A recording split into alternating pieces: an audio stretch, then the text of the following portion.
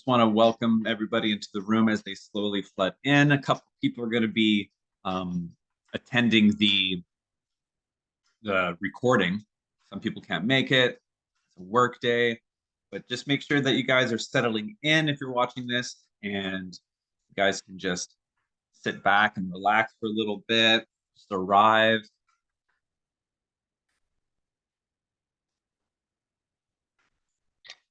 So far, it's just you, Braley.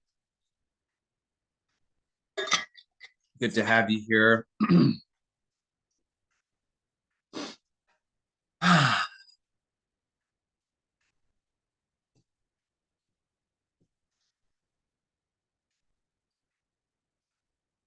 So I just want to welcome everybody who is watching this video, whether it's live or whether you're watching the recording after. Thank you so much for being here and for believing in your next potential, for believing in raising your vibration, raising the standards, the possibilities of what is possible when it comes to the relationship we have with ourself and how we show up for others and how we expect others to show up for us. And my name is Greg Marino. And if we haven't met yet, I'm a relationship coach in breakup recovery specifically. I'm also a musician. I am a surfer as well, living on Vancouver Island in British Columbia. I have a six-figure business that helps coach people through the hardships of intimacy and relationships, but also to navigate breakups to turn them into transformational breakthroughs. So it's so nice to have everyone who is watching, everyone who's here, to be part of this journey of the human experience, because literally we are here to learn and grow. And some of the most profound ways in which we do that is by failing and making mistakes. And it's so nice to know that through that pain and through that struggle, we can actually unclipse ourselves from stories, narratives, different timelines, and different beliefs that are holding us back. And so I kind of wanted to ask everyone here, if you're watching, have you ever felt yourself in a series of similar situations that seem to be in a cycle or repeating themselves, and they feel familiar yet unsatisfying, and it's where you felt unable to really know how best to respond or to identify the root cause? Maybe you're asking, like, why me? Why has this happened to me? um, Anyone else? Anyone? And put in the chat there, right? If you felt this, the chat's going to be open for this whole conversation.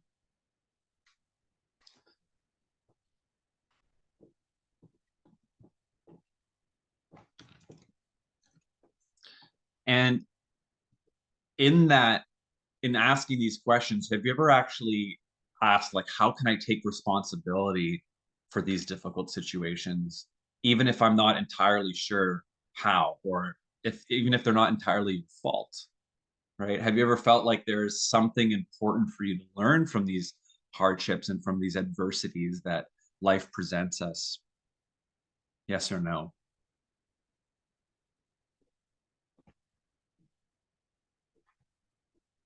Right. I felt this too, and it's brought me down so many different avenues of personal development, self-inquiry, and understanding both the kind of two sides that I like to swing on the pendulum, which is spirituality and psychology. Because I think down the middle, we get to find some answers that we find what works best for you. So there's going to be a lot of ideas here, and you get to take them or leave them.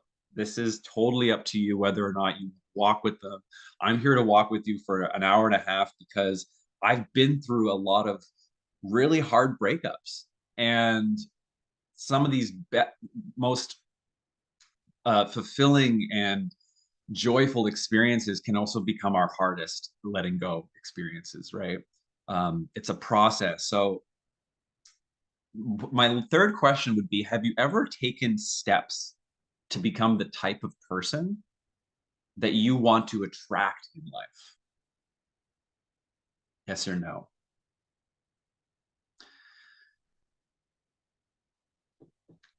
because I think this comes down to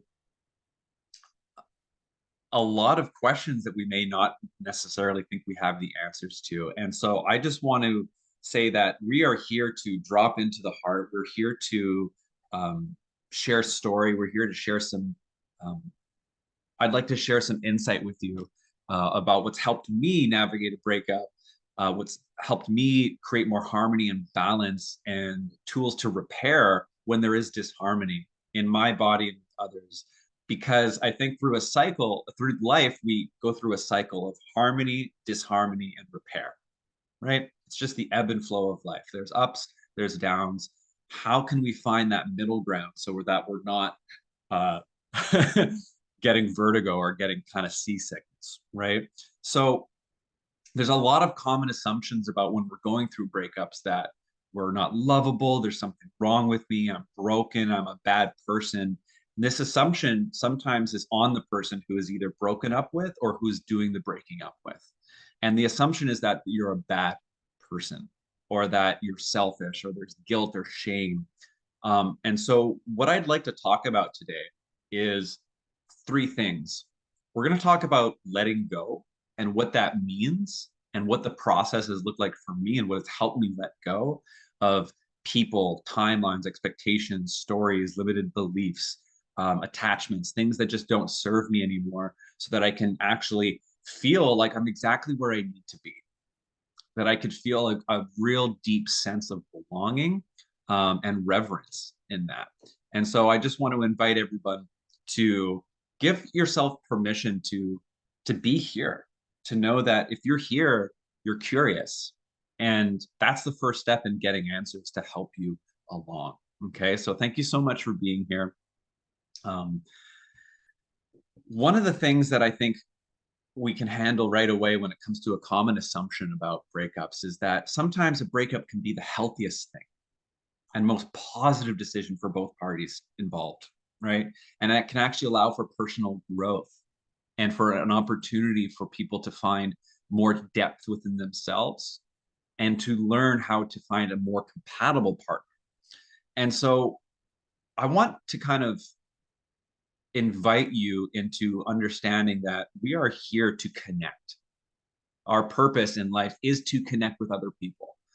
And with 2020 and these things, it seems like we are furthering this gap between how we connect with people on a very authentic level and celebrate our differences instead of compartmentalizing us, saying that's you and it's not me, that's this, you belong here and I belong here. The truth is we're all on this spinning rock together, and the more that we can actually dissolve the veil of difference and honor our intrinsic, while honoring our intrinsic unique individuality, the more we can actually feel that sense of community, sense of belonging, and create the joy that we need to feel fulfilled in life. Not seeking it within another person, but being it. And this is kind of the law of attraction that we talk about. So relationships are complex. And one of the assumptions are that breakups are always caused by one person's mistakes or flaws, right? And that's just not true.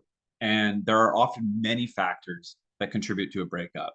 And it's rarely just one person's fault. And it's important to take a balanced view of life and situations so that you're not holding the weight of the world or constantly walking around with that guilt and that shame, those very heavy, overwhelming, larger than life feelings that feel like a burden. Your emotions are not a burden. We're going to be talking a little bit about what emotions are and how we can move them and have them work for us instead of against us. Because we want to have our thoughts and emotions. We just don't want our thoughts and emotions to have us, right? And so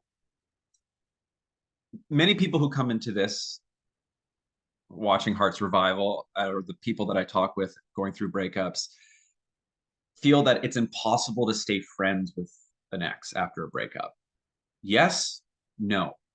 It depends. You get to decide, right? And it doesn't determine who you are at the core of your being. So while it may be challenging to want to be friends with them, it's certainly possible to maintain friendship with an ex after breakup. But that's a whole other masterclass. That's called conscious coupling, right? Or conscious uncoupling.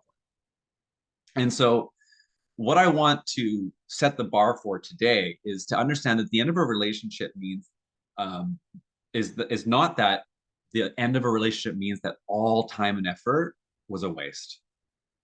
Okay. A lot of people say I've wasted so much time. I've wasted so much of my capacity to love. I don't know who I am anymore. I can't trust. My vulnerability was used against me. How could I be so stupid? And I want you to understand that how could it have been a waste of time when at the times where it was good and it was fulfilling, that holds value, right? Time is never spent wasted if it's spent in joy, in happiness, in being seen, heard, felt, understood. But relationships go through cycles, right? We have the honeymoon phase, we have the differences, we have the struggle, and then we have the repair, and then we have the enduring. So an alternative belief to that assumption that you've wasted time is to understand that even if a relationship ends, it's not the end of your life. It's not the end of, it may feel like it because we're going through oxytocin withdrawal and endorphin deficit, but it can also be a valuable learning experience, bring you closer to your more authentic self. And so it's important to see what have we gained from the relationship and apply it to future relationships or present relationships for personal growth, right? This is exactly what we're here to do. And so my story is that I'd like to share a little bit about why I do the work I do, like why breakups. A lot of people ask, that is a weird ass job that you just coach people through breakups. And I feel, and I can totally understand, but I also feel like it's a great place to start because it's ground zero. If we think of the Japanese pottery art of kintsugi, think of kintsugi as kintsugi is when a pot or a vase shatters, it then gets pieced back together and inlined with gold so that it is of higher value and stronger integrity than it was before. That is literally what a breakup is. We feel like our life is falling apart, our identity, our boundaries, our sense of self um, has all shattered, right? And so when we actually get to decide how to piece it back together, not only do we get new perspective and new insights, but we also get permission to become someone different. A lot of the time I hear, I don't know who I am anymore. I lost myself in the relationship. We have to ask why and how can I prevent that from happening, right? We go through cycles. So for me, 7 years ago, I broke up. I had a horrible breakup where I was depressed and suicidal for about 3 years because I lost someone who I thought was the one. And it's funny how we call someone the one when we haven't lived our full life yet. That concept of the one and soulmates is a very interesting topic because it doesn't give us enough room to really actually bend outside those expectations and to know that life is more than just one person. Life is more than just a fairy tale or what Disney indoctrinated us with or what um, um, media and Netflix shows us about romance and intimacy. Humans are much more complex than that. And love and life doesn't really happen like in act one, act two, act three, happily ever after. We're here to actually learn how to cohabitate and coexist together. And relationships are those mirrors that are going to show us all the work we've done and all the work that we actually still need to do.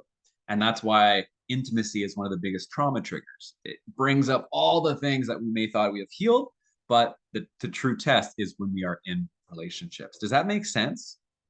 Does that make sense for everyone who's watching? And you can put in the chat yes or no.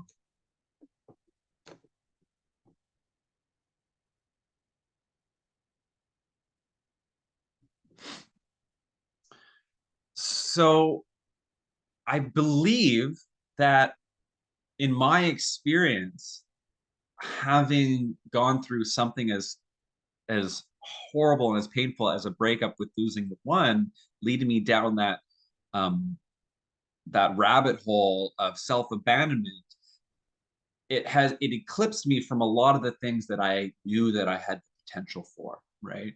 Healthy communication, solid boundaries, putting my needs first instead of neglecting them for someone else's wants. And so there's a lot that we can learn from it. And I'm so eager to hear about everyone else's story here and why you are here at Heart Survival. But one of the main things that I really learned in this breakup is that breakups can be turned into breakthroughs, not only because they serve as a catalyst for personal development and self inquiry, but because if we have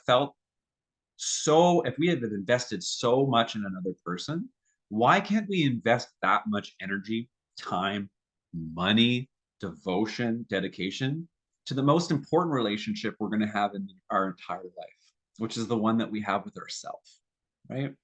This is the lifelong romance that we're going to have from the first day we're born until the last day we live. And then who knows what happens after. Got some theories for it, but that's another masterclass. And so it led me down this amazing journey of learning about relational awareness, learning about conscious coupling, learning about how to be your best self, to be of service to others, communally, domestically, and globally. Because we are nothing without others. Yet it begins with the first relationship we ever have, the one with ourselves, right? So we have a lot to cover here. I want to share that through this. Oh yeah, I forgot to mention. 11 years ago, how did I get into this, right? Well, 11 years ago, I went to Cambodia and I lived there for 2 years, and I got really, really interested in creative art therapy. And I got introduced to a center called Ragamuffin by Kit Loring and Carrie Herbert, who were amazing therapists that taught me so much about the self, about permission, and about uneclipsing yourself through self-inquiry and feeling rather than intellectualizing. Because a lot of the things that we deal with are actually based on an emotional level, the physiology of our emotional body. And we love to think, right? From ages 0 to 7, we are feeling beings. But only after that do we develop certain regions of the brain that tend to start analyzing, or intellectualizing. And from that place, we go from the feeling body into the thinking body, the thinking mind. And a lot of those things end up being the thing that actually, a lot of those thoughts are the things that perpetuate the cycles that we're going to, right? So I want to share with you a couple of concepts about what it means to elevate this your life's core belief patterns, because we're all living life through our thinking mind. 95% of the time throughout our day, we're actually subconscious. It's habitual. The majority of our thoughts we actually don't even notice. Those are our beliefs. That is just how we've decided how the world is. This is safe. This isn't safe. This is good. This is bad. And it tends to actually minimize what we feel is possible. And I put it into a little diagram here that I want to share with you guys, because this is really important to understand going into this presentation. And I want to share this concept with you. So I'm going to just present this and you can tell me when you see it. Okay. So in life's core belief pattern, we all believe in our potential in some way. Either our potential was a belief given to us, as in we live our life through 5 central stories. When we grow up, we're trying a lot of different things, right? Throughout life, we're constantly trying different things. And we are often living life through this core belief pattern. It all begins with our potential, and our potential begins with what we've done in our life. I'm good at math. I was told I'm not good at math. I'm good at talking to people. I'm not good at talking to people. I'm good at soccer. I'm not good at soccer. Swimming, setting boundaries, money, handling money. As long as we tell ourselves whether we're good or bad at something, that is what the pattern we're going to perpetuate.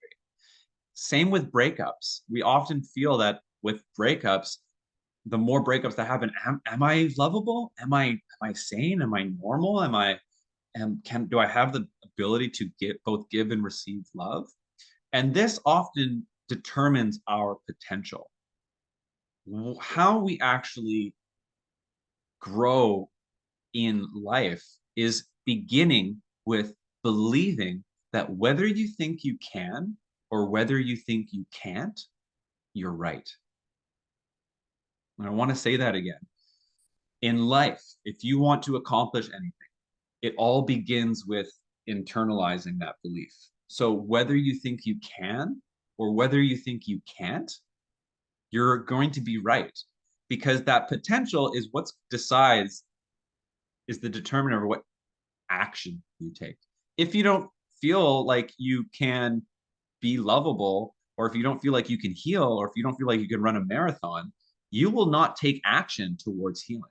You will not take action towards fostering the tools and the wisdom to coexist and to create harmonious relationships. You will not run a marathon.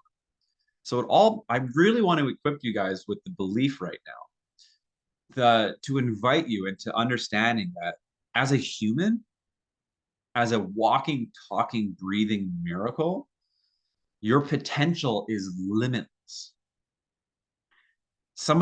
You're talking to someone who thought that for 3 years he would never get out of a breakup, never stop the depression, the suicide, living in a leaky van, broke and brokenhearted, alone. And at this point, 7 years later, having done this work, it's an understanding both the psychology and the spirituality of self, which is an ongoing thing.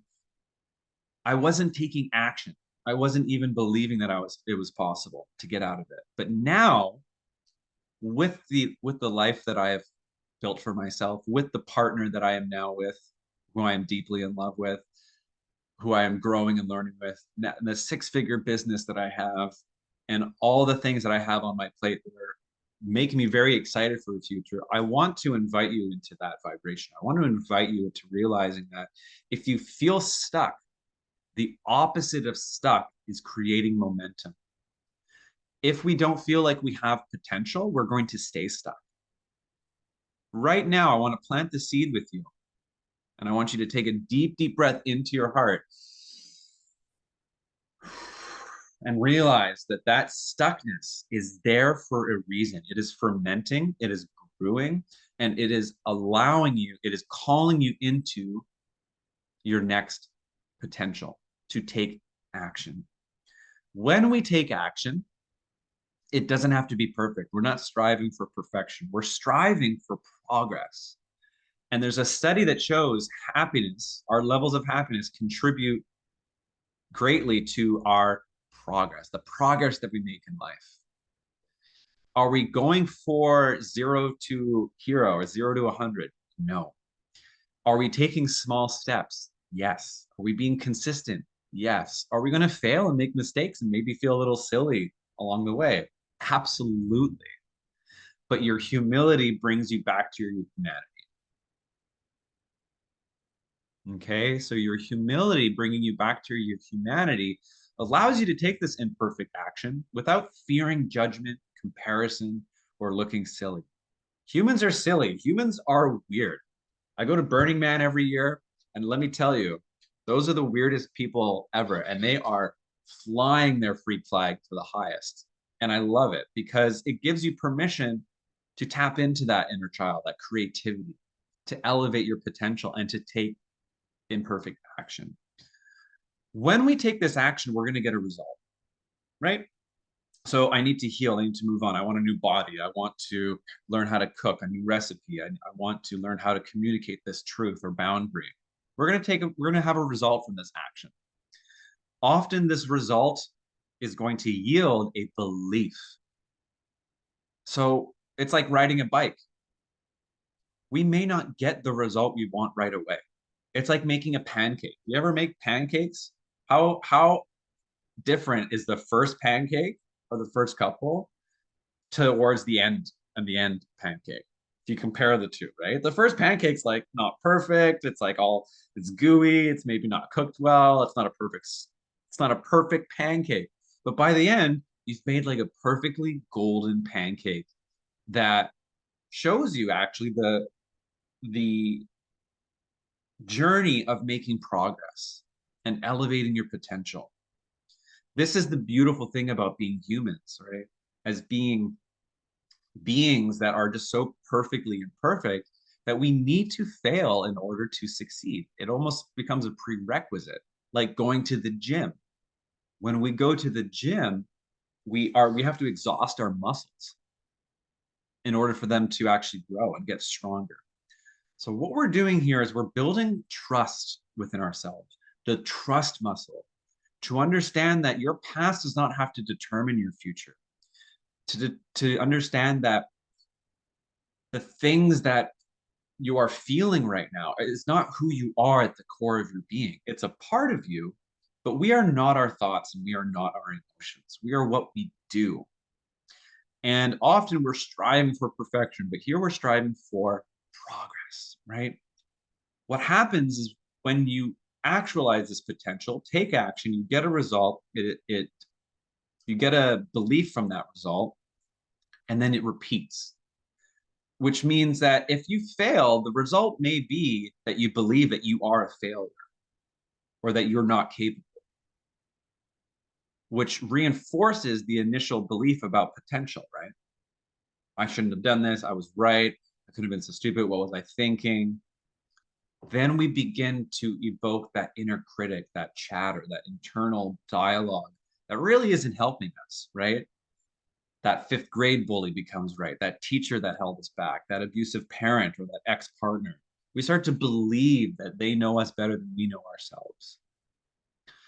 I'm here to tell you that life is not short. Life is not about how others see you. Partly it is, but it's how you see you.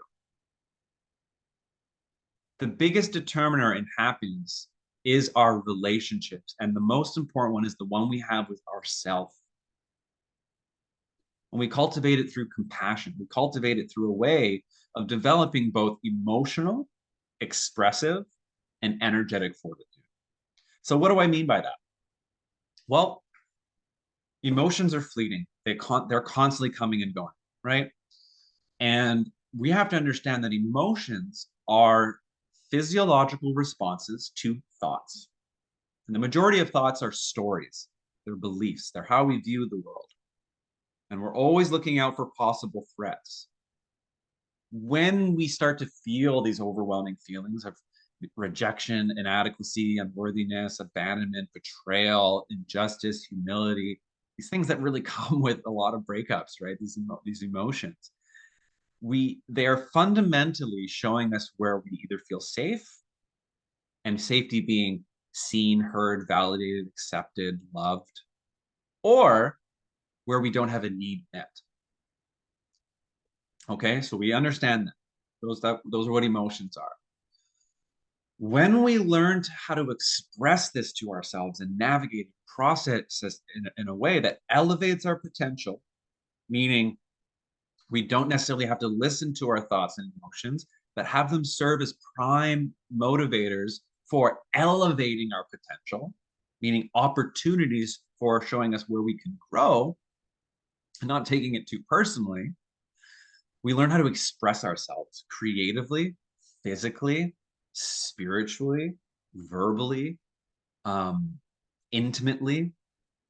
And this is where we really get to develop that feeling, that relationship again with our emotional body, not our overthinking monkey mind. That is going to be constantly coming up with different scenarios, worst case scenarios, catastrophizing everything. We're going through a breakup. I've been there. I know what it's like.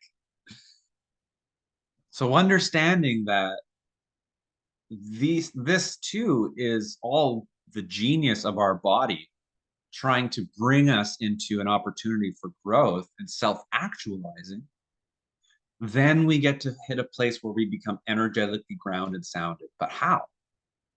In this fast-paced moving world where we're going to be constantly distracted, how can we harness our energy? We harness our energy when we begin to practice discernment and focus and value our time and our space and our energy more than anything.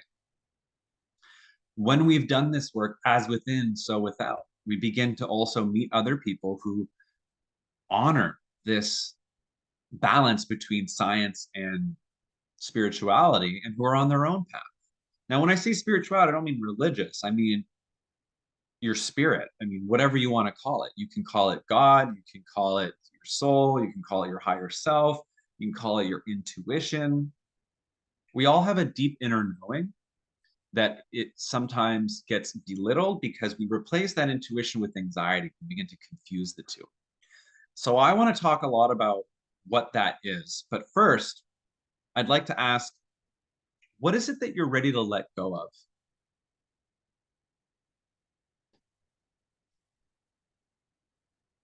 So heart survival is all about letting go of something, right? So maybe put in the chat like what you're ready to let go of. Is it a belief? Is it a person? Is it an expectation? Is it a feeling? And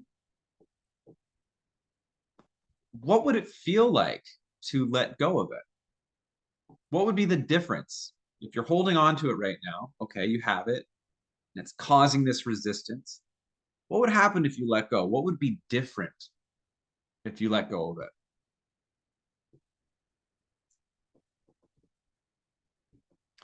I think this is a very, very interesting concept because when we begin to understand the principles and the philosophy behind letting go, maybe we become a little bit more aware of what we actually are holding on to, right?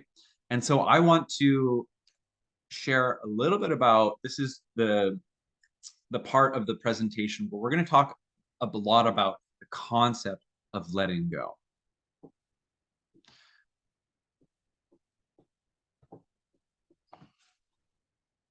What is letting go? Right? We hear it a lot. I just want to let go. I need to let go. I just want to move on. Now, letting go is really interesting because when we look at it, we really want to be free of something, right? We let go to become free, free of worry, free of fear, free of rumination, free of distraction, free of feeling stuck. And often what we're actually holding on to, when we hold on to pain, it doesn't fix anything, right? It stifles growth. And often when we are focused on something, it's harder to let go of it. And if we're not letting go, it means we're attached to something. It means that there is something that we are unable to detach from. It's the thing that's creating the resistance, right? And it's often rooted in a false belief that something on the outside of us needs to change, and that's what determines who we are on the inside. So I want to talk about this concept of letting go because it always points back to our attachments. Now, your inner sense of happiness is actually not dependent on a person, on a story, a label, or an outcome, or a belief, or an identity. These are all constructs that we feel determine our worth. But how can we actually be the one that is responsible for that if we are constantly abandoning it outside of us to a person, a story, a label, an outcome, a belief, or an identity, a status, maybe, right? So Jack Kornfield says, to let go does not mean to get rid of. To let go means to let be, and to let be with compassion. Things come and go on their own. And I think that is honestly what life is about, is understanding that letting go is not the same as giving up. It's accepting that this served me at a point, and the thing that has actually caused me the most pain is not accepting that it has come and gone, not accepting that I have to let it go. So if it's a belief, it's an idea, if it's a person, if it's a narrative, you're allowed to miss that. You're allowed to be attached to that. But at what cost are we going to be holding on to that, further perpetuating pain? Because in order to be able to let go, is it letting go that we need to keep focusing on, or is it in what we need to embrace? Often we need to put something, often in order to pick up something, to embrace something, we need to put something else down, right? And so this is where that mission comes in. To get through this breakup is to redirect your energy and your love and your focus on the things that have always been within you, your passions, your dreams, your interests, your mission, your goals. For me, it's music and surfing and dogs and travel and nature. Those are things that I don't think I ever have to really break up with. These are things that are going to be with me for the rest of my life. And so what are you holding on to? If we're in a breakup, what are we holding on to? Is it an idea? Is it justice? Is it forgiveness? Is it waiting for a person to be convinced that you will change? Is this is different for everybody. Right?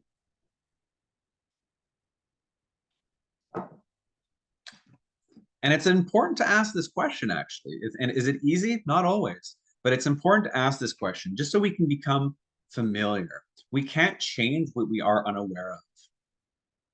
First, we have to observe, notice, and then become aware. What you're holding on to, ask yourself, is it serving you right now? Is that belief helping you move forward? Is it helping you move in a way that you can release and move forward with grace? What is the cost of holding on to that idea, to that person, to that belief, to that story, to that label? And just remember that letting go is not the same as giving up. For the longest time, I thought that if I was letting go, that I was giving up. Has anyone else felt like that? Like if you're letting go, you're giving up on love. You're giving up on yourself. You're giving up on them. But there's a difference, right? There's a big difference between giving up and letting go when going through a breakup.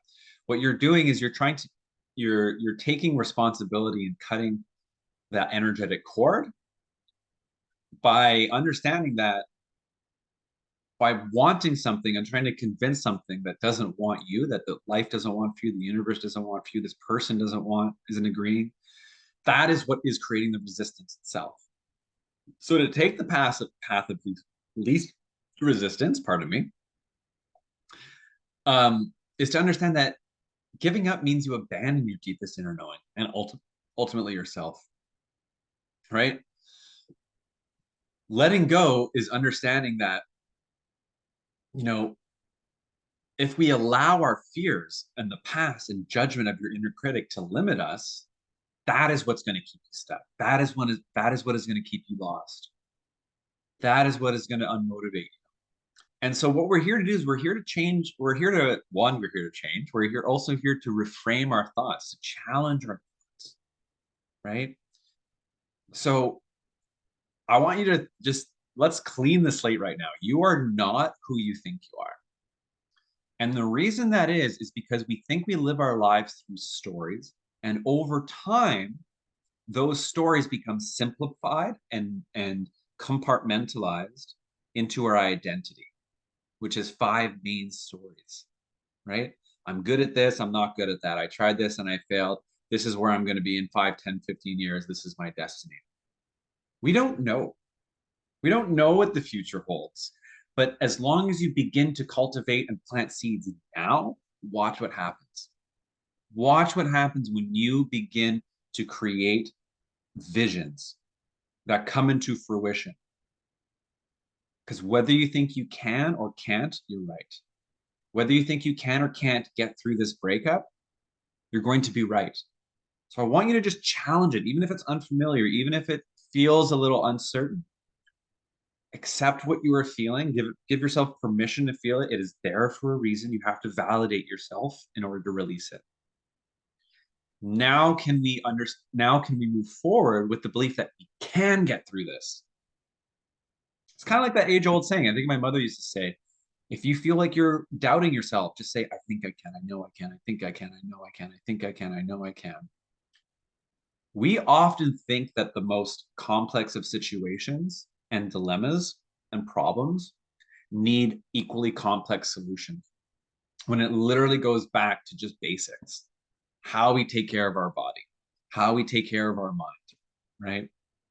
So it's just really to remember that how you think and feel about yourself during a breakup, it doesn't define you at the core of your being.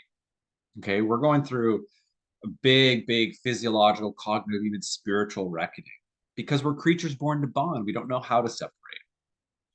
But it doesn't mean that fostering healthier connections is impossible in the future. It means you're going to learn how to actually do that. So, what stories are you carrying around with you? How can we be aware of these stories to ask ourselves, is that fair? Are you being fair to yourself? Why do you believe that that story maybe is true? Get into the whole topic of truth, you have to understand that you're one perspective. Your ex is also one perspective. And that you are braver and stronger and smarter and capable than you know. You're talking to someone who had a master self-saboteur. I'm talking like drinking, smoking 7 joints a day, like $15,000 in debt. But you can do a 180 and it's never too late because you have to realize you are always in control, right? And it begins with understanding what you're holding on in order to let go of, right? So letting go of how things should or could have gone frees up mental energy so you can begin living life on your own terms right here and right now. That's what's beautiful about this is that even though we can feel like we're in Groundhog Day, every day is a new day. So when you let go, we actually create synchronicity in life, right? Synchronicity is another word of saying flow. Find just be like just under like being in that place where you're like I'm exactly where I need to be. I am so grateful for all that life has been giving me, the bad, the good, the ugly, the beautiful. And flow is what creates presence, right? Being here now, as Ram Dass says. When we can actually cultivate that presence, that flow, that's where happiness exists. Happiness does not exist once I have XYZ or once I've hit this goal. It's progress. And what progress is actually here, right now. In this beautiful, omnipotent moment to moment experience where happiness exists. And Nietzsche Nhat Hanh says, there is no way to happiness. Happiness is the way. So it's almost like we need to do things as a means to an end. We just do things because they bring us happiness. Music, serving, painting, hanging with the people who see and respect and love you, right? And one of the most important things to let go of when we're actually in this letting go process is control. Control of the other person, how the other person thinks, how the other person feels. Wow, what a weight off our shoulders when we no longer have to take the responsibility or feel responsible for how a person is going to think and feel. It was never our responsibility, right?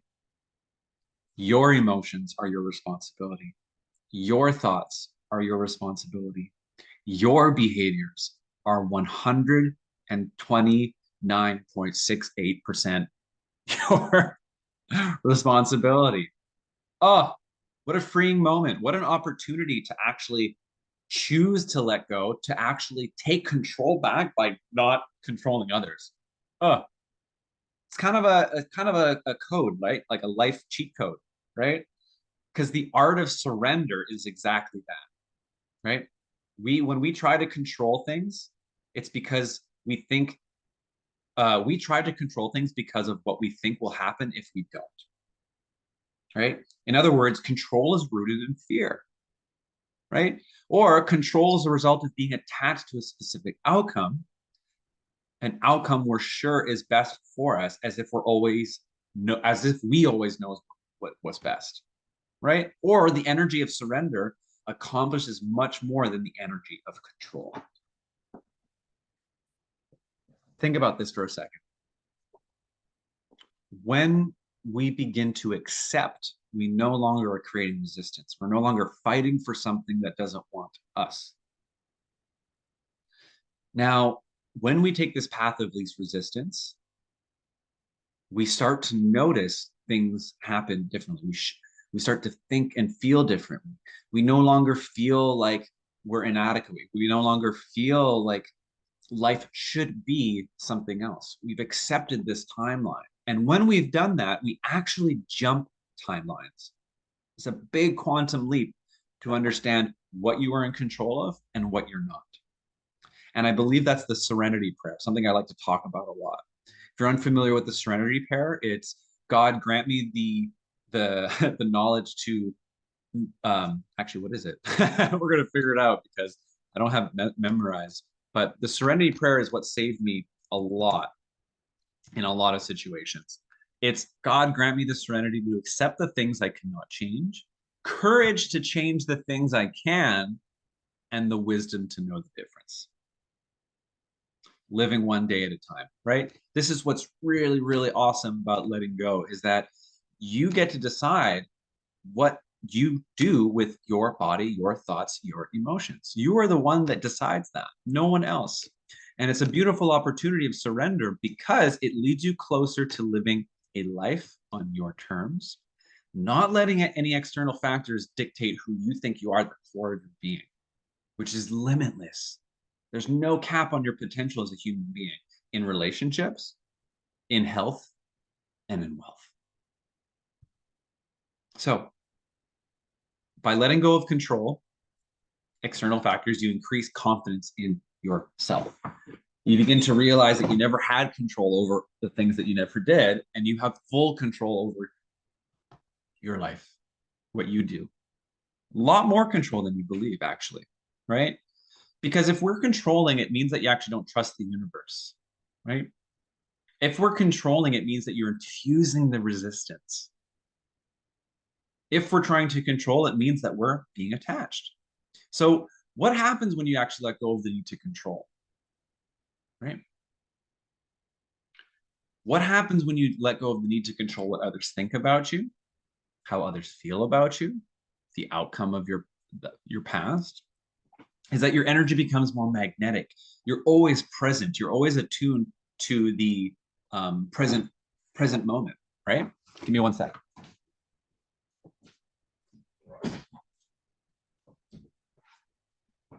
Right? And your energy becomes more magnetic. And actually, life wants to give you things. So it's an amazing opportunity. But in order to actually let go, you actually have to learn how to detach, right?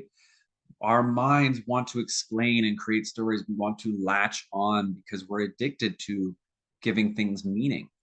We have to. We're so not okay with being in the unknown. And so that, when we can get actually in tune with that, we understand that happiness is actually a state of consciousness, right? Happiness is when you're present to the moment and you're doing things for an end of itself. And so when you let go of control, you also let go of being controlled. That's what's really cool about this, is that it's two-way, right? It's like quicksand. Like what happens in quicksand when you're trying to you're resisting it, and you actually go deeper into the quicksand. But when you let go and you stop sinking, right? And you make more deliberate, conscious decisions, and you learn that when you are in that stillness, when you are regulated, when you're not in your thinking mind full of anxiety and fear, and you're relying on a deeper inner knowing of intuition, you actually know what to do without question. You begin to follow that intuition.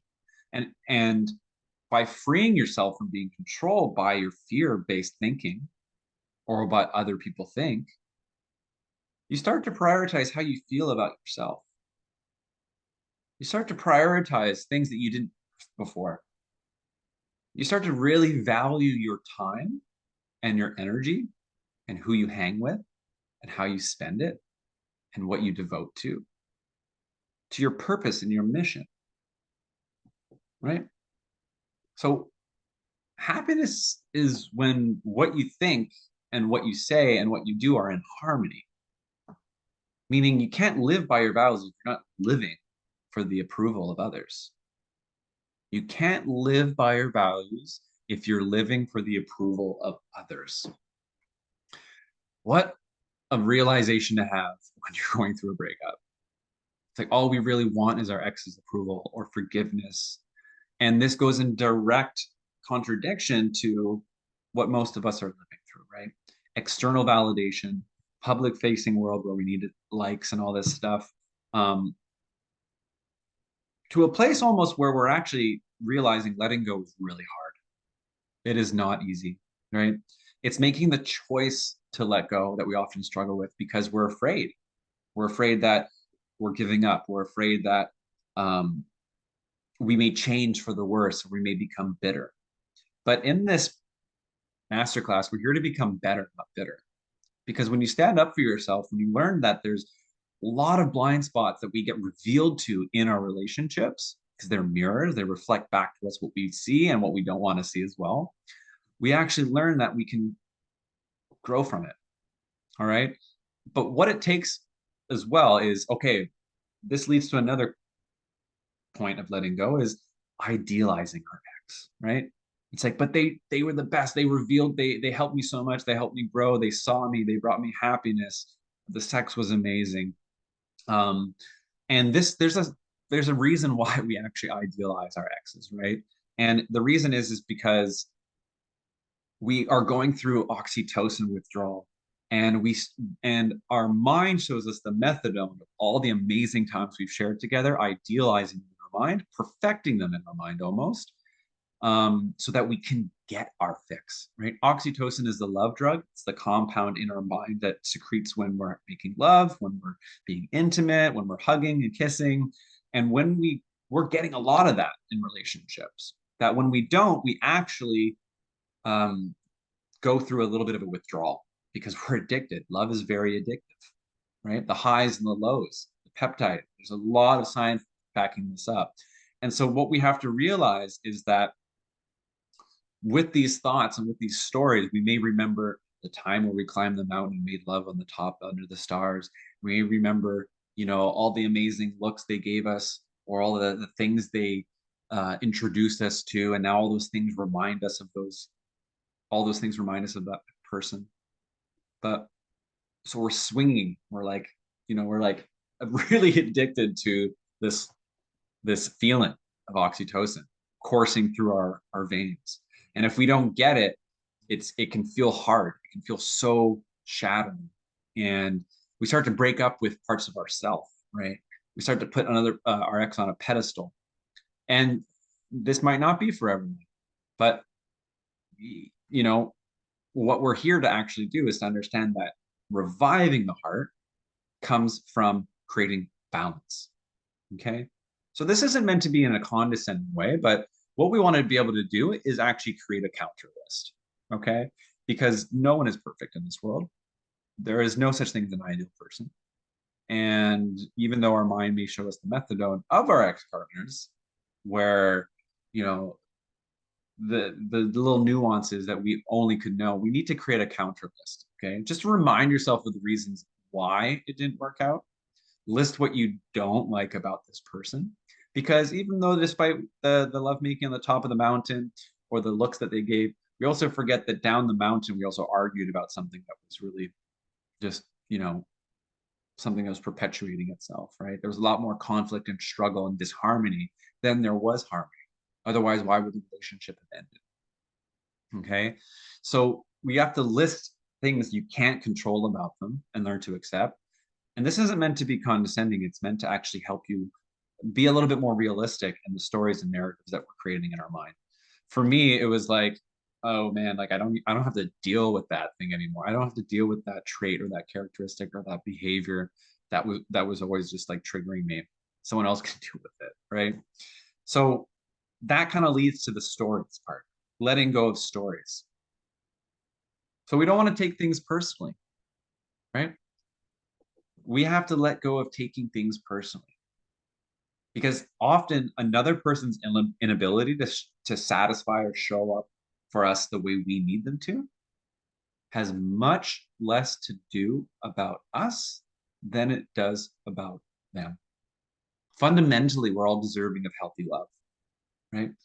And so this well runs deep when we understand that, how a person is going to show up for us, like that's on them, right? It's not on us. It is our responsibility to learn from it, but consider how much leverage you are giving to someone when you are thinking more about how they think about you than how you think about yourself. That is fundamentally what we're trying to do here, right? Other people's opinions are based on their own experiences, their own memories, and their own past. And there's multiple truths, right? There's objective truth and there's subjective truth. When we're dealing with breakups, I would believe that there are both, but there are a considerable amount more of subjective truths that can give you a little bit of an e-park to understand that, hey, let them think that it could be, that may or may not be who you were at that time, doesn't mean that's who you are at the core of your being. We have to understand that change is possible. Why? Because whether you think you can or whether you think you can't, you're right. When we're going through a breakup, we're really trying to tap back into our most authentic self, right? Creating that internal container of safety so that we can allow for these emotions to move, so we can allow for ourselves to feel enough. And that's why it's really important to understand that breakups actually lead you to higher quality people. What a beautiful gift. Because if we can go through this breakup and it can lead us to higher quality people, what a beautiful, beautiful reminder that we don't actually have to become bitter if life is going to get better. And the way I like to communicate that is that those who mind won't matter, those who matter won't mind. Meaning, surround yourself with people who are going to be healthy for your healing, healthy for your growth. Surround yourself with people who have the same values, right? This is a big determiner on your confidence and your sense of self, right? Your sphere of influence, the 5 people you hang around with most. Okay. So last but not least, I want to talk about trying to be something you're not, right? We don't want to trade our authenticity for acceptance. We want to live, speak, and breathe our truth in ways that will inspire others, right? And there's just some things that we actually just can't change about ourselves. Luckily, we can change a lot. There's one thing that's guaranteed in this beautiful life, it's that change is inevitable. So be conscious of the ideas that you're holding on to that revolve around this is just how it is. That's just how it's always been. That's how it's always going to be. Those are the very thoughts that then begin to color our current situation, our current events, right? And I'll say it once and I'll say it again. Speaking to someone who was homeless, someone who was broken, suicidal even. But the reason why I was there staying there was because I didn't think change was possible. And if you don't think change is possible, you won't take action, right? So this goes back to that core belief life pattern, is understanding that it begins with your potential. It begins with who you feel you are. And often we don't have the capacity to change our own mind. That's why we need mentorship. That's why we need, master classes. That's why we need coaches and therapists and experts to be able to show us where we're holding ourselves back, right? So you can let go of that need to be perfect right here. Decide with yourself where that shift is going to happen in the body is up to you. Do you get to lower your shoulders? Do you get to actually take a deeper breath and breathe it into your belly? Do you get to start moving your body and using different words, right? These are all amazing things that can actually seem small and insignificant that actually create a bigger change, right? We're not striving for perfection. We're striving for progress. That's the beautiful thing about it. As soon as I stopped striving for perfection, I was like, oh shit, I am enough. I am doing all right. I am so much better than I thought I was. Right. And then there's the balance again, right? It's all work and play, work and play, work and play. But wherever there's perfectionism, as Brene Brown says in an amazing book, The Gift of Imperfection, she says, wherever there is perfectionism, shame is always lurking. So what we want to see is where we are actually on this scale of perfectionism. And if we haven't hit that, if things haven't worked out exactly the way we've wanted them, is it really a catastrophe, or is there learning opportunities here? Is there more room for growth, more room for progress? This isn't the way we show up for ourselves, the way we communicate, the way we set boundaries, all the things that happen in relationships, right? But on this healing journey that we're in right now, I want to end with this right now, okay? Letting go of the feeling or the thought that you're not good enough or that you're too much, right? Because your sense of belonging and deservingness actually does not depend on this one person or even a group of people, right? It depends on who and what you feel you are capable of innately.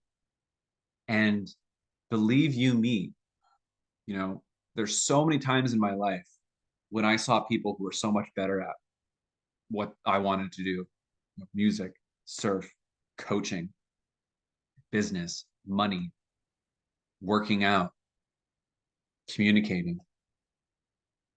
God, I mean, back in the day, video games, right? All these things that we feel like we're inferior. But really, when we actually get to take our ego and put it on the shelf for a second, we get to realize that life is a series of close calls and it's a series of failures and successes. If we need to fail 99 times before getting it right on the 100th, would that be worth it? Or would we stop at the 98th time because you just can't take one more failure, right? And I kind of want to invite you into understanding that a lot of these things that we go through when we're in a breakup, they tend to revolve around a very big core wound. Five, five core wounds.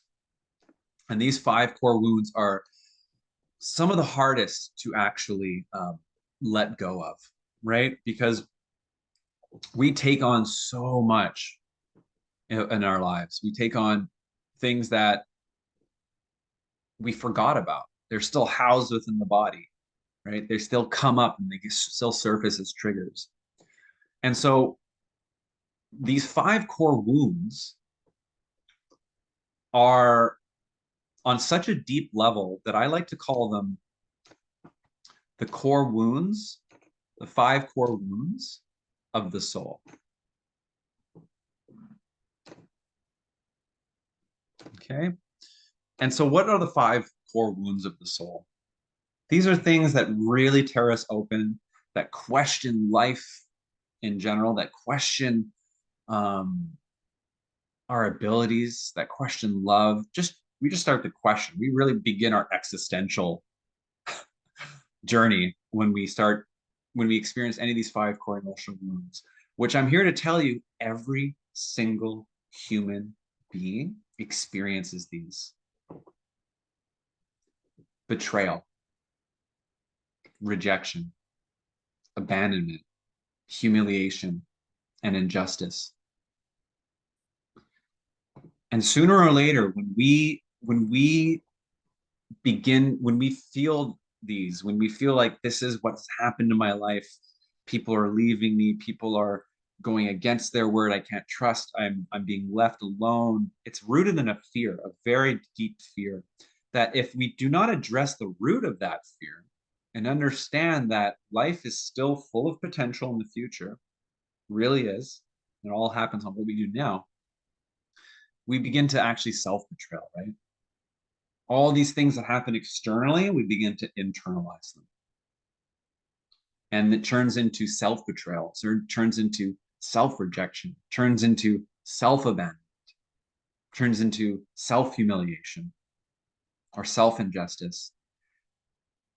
But over the course of my work and over the course of my life, experiencing betrayal, experiencing rejection, I realized that there are actually remedies to this. There are ways to heal by practicing ways of showing up for ourselves, right? So for betrayal, it's self-respect. If I have been betrayed, if I feel like I've been betrayed, I actually remind myself of what self-respect is, right? Meaning that that's someone else that was unloyal. That was someone else who didn't hold up their part of the bargain or their word. That has so much to do with them. And I respect myself enough to create boundaries, to let go, to understand that they're going through their own shit as well. So much to the place where I actually have, not everyone is ready to do this because this can be a little bit dangerous, but the practice of Tonglen, right? Which is giving those who have hurt you love and compassion. Not everyone is ready to actually go there, and that's fine. You know, common belief I had was in order for us to move forward, we need to forgive them. And I was taught very, very quickly that it doesn't actually have to do with forgiving them. It's forgiving yourself, because forgiving isn't for them. It's for yourself. So self-respect allows that, right? And when it comes to rejection, what would be the antithesis of rejection? Well, it would be self-acceptance. Self-acceptance for all that you are, the good, the bad, the ugly, the weird, the silly, the immature, the mature, the glorious, the dark, the bright. Humans are multifaceted, and that's what's really beautiful about this. You know, like you look on Instagram and it's like not allowing the full spectrum of the human experience. It's kind of just perfecting and showing you what real life is, right? The matrix. And for abandonment, self-loyalty, really being your own king or queen in this journey of knowing that you're a divine creature of cognitive resonance, and you have the capacity to actually evoke and manifest the things that you feel. The heart is made up of neural tissue, and when it starts pumping, there's actually a shot of light. Scientists are still trying to understand what this is. Is it the soul? Is it intuition? Is it divinity? Is it God? Who knows? But from that space, the heart actually has been measured to exist in frequencies, right? It fluctuates in frequencies, and it actually surpasses your body. It doesn't just exist within your body. The heartbeat. This is why love is so I don't want to say intoxicating, but it's very it's very attractive, right? The magnetism of our heart and our ability for it to remain open is how we actually manifest and come from a place of following our intuition. And when I say manifest, you know, depending on who's listening to the video, I'm a firm believer that what you feel and how you embody that is what you are going to send out into the world, into the universe. Because on a molecular makeup, we are actually the same as everything, right? We're mostly carbon, but if you look down, it's all strength, it's all vibrations, right? So beautifully enough, science is catching up with this in the spiritual realm, and quantifying it. That's why they call it the quantum field, right? And so amazing things can happen when you begin to practice self-respect, self-acceptance, self-loyalty, self-love, and self-forgiveness. Okay. So here's a personal invitation. How's everyone doing right now? I want to take a little check-in right now and ask you, how's everyone doing? Brayleigh's here. How are we doing, Brayleigh? Oops. Awesome. Awesome. So I have a personal invitation for you guys because everything that we've been talking about um, is something that we work on actually in a amazing program called Self-Initiated. And Self-Initiated is kind of my baby child. It's my life's work put into a 3-month container where you get so much access to my consciousness and so much access to these tools and ways to regulate yourself on those three aspects that we talked about, right? Fostering emotional fortitude, means to express yourself in a beautiful, creative way and to foster healthier boundaries and communication skills, but also energetic tools to be able to heal, learn, and grow so that you can become your own best healer, leader, and hero in this journey. And so if all that self-initiated did was actually bring you closer to your authentic self and let you really let go and foster deeper connections with yourself and others, would that be worth it to you? You can put in the chat yes or no.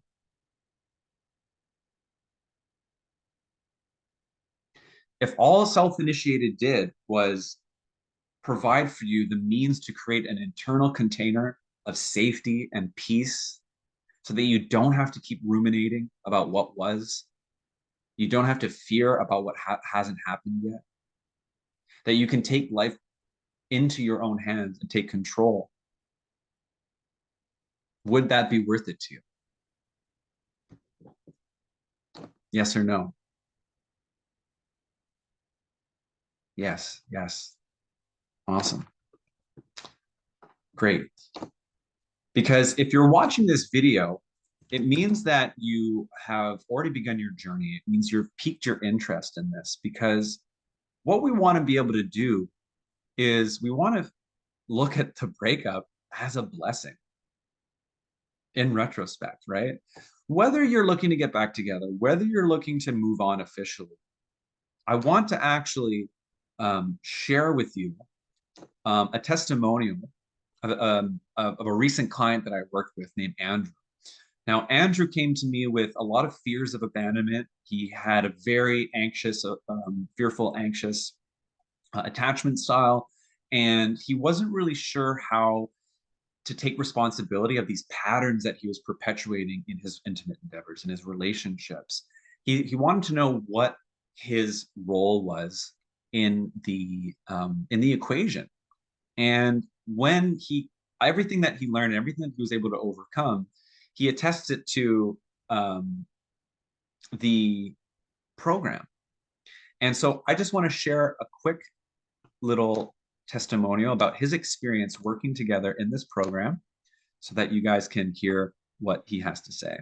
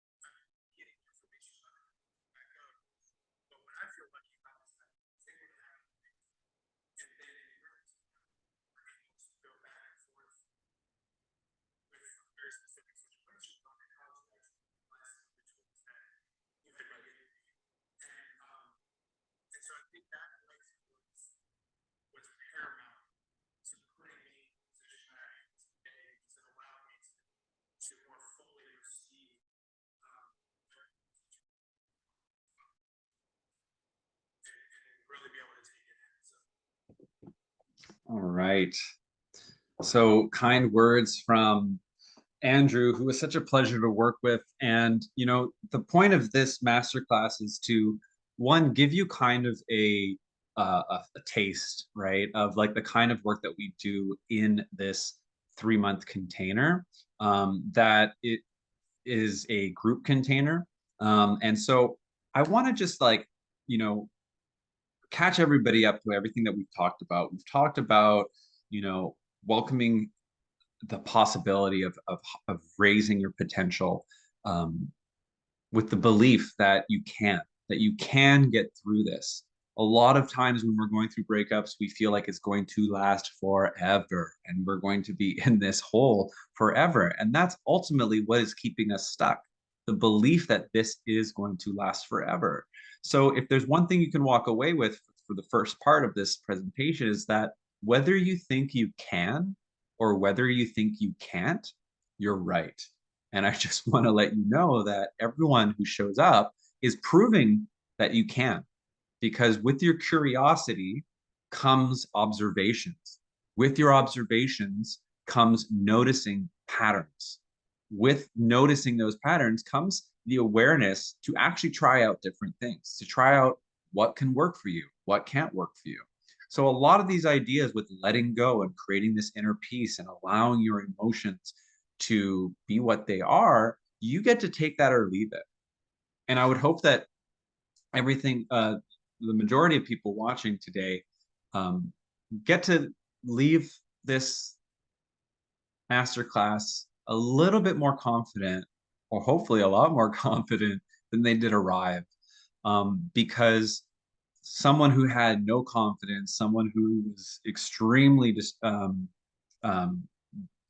didn't have a lot of trust, in life and in love and in himself.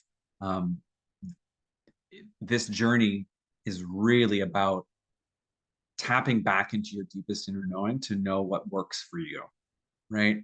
Because we're all so different, yet we're all very similar in in acknowledging what we need to heal, right? Which is to be seen, to be heard, and to be validated, and to be given the tools to actually equip ourselves with means to, um, change, give ourselves permission to change, right? And to keep what we don't want to change. We're allowed to actually have qualities that we've had since day one of our life until the end. So I want to pass the torch to you. And if you are interested in the self-initiated program, to reach out to me, because if you're watching this video, I think you've already begun your journey. And then we can hop on a call to talk about your situation, to see if and how we're a good fit.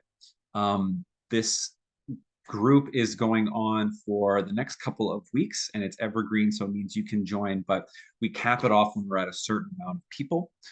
So I would love to hear from you.